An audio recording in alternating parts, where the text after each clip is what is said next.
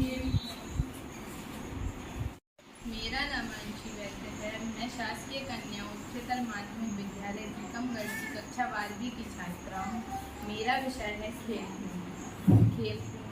29 अगस्त को अंतर्राष्ट्रीय खेल दिवस मनाया जाता है। यह दिवस मेजर ध्यानचंद जी की जयंती के उपलक्ष्य में मनाया जाता है। खेल कूद हमारे जीवन का एक बहुत बड़ा हिस्सा है। खेल कूद से हमारा शारीरिक और मानसिक विकास होता है। आज सेशन में मेरा विषय है आहार। आजकल की दुनिया में हम फास्ट फूड की तरफ ज़्यादा बढ़ गए हैं, जो कि हमारी सेहत के लिए बिल्कुल भी ठीक नहीं है। हमें पोषक तत्व और आयरन जैसी फलों, सब्जियों का इन सब का सेवन करना चाहिए। हमें कोई भी ऐसी चीज़ नहीं खानी चाहिए जो हमारे स्वास्थ्य के लिए हानिकारक है।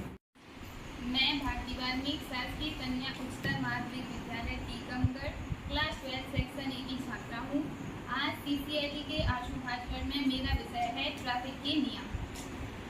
आजकल सड़क हादसा एक बहुत ही आम बात हो गई है। एक देश में एक साल के अंतर्गत कम से कम 30 से 40 सड़क हादसे होते हैं, जिसके अंतर्गत 20 से ज़्यादा लोग अपनी जान गंवा देते हैं। इसका कारण है ट्रैफिक के नियमों का पालन ना करना। ट्रैफिक के नियम कुछ ज़्यादा कठिन नहीं होते हैं जिनका पालन हम ना कर सकें। इन्हें हमने अपनी आदतों में ले लेना चाहिए। जैसे कि हम सभी जानते हैं ट्रैफिक के नियम बहुत ही आसान होते हैं, लेकिन फिर भी हम जानते हुए भी उनका पालन नहीं करते हैं। उनका पालन करने में लापरवाही करते हैं और उसका दुष्परिणाम हम खुद ही भोगते हैं। जैसे कि ट्रैफिक के कुछ नियम हैं, जैसे कि 2 पहिया वाहन चलाते समय हमेशा हेलमेट पहनना चाहिए और 4 पहिया वाहन चलाते समय सीट बेल्ट का प्रयोग करना चाहिए।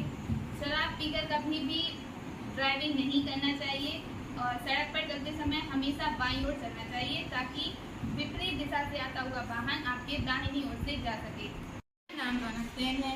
मैं शासकीय कन्या उच्चतर माध्यमिक विद्यालय टीकमगढ़ में कक्षा 12वीं सेक्शन ए की छात्रा हूँ। आज मैं यहाँ छत्रपति शिवाजी सदन की ओर से आशु भाषण कार्यक्रम में योग के ऊपर भाषण देने के लिए उपस्थित हूँ।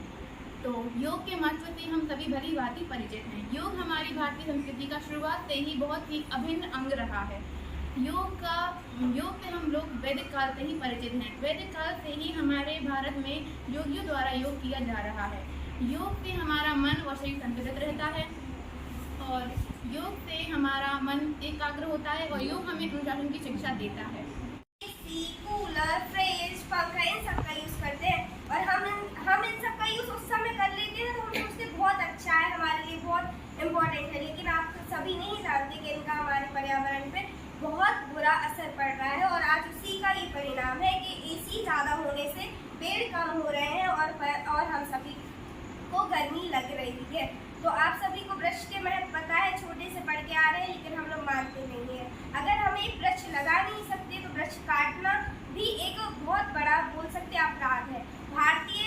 हमारे धर्मों में भी बताया गया है कि एक वृक्ष लगाना एक यज्ञ के समान फल देना है।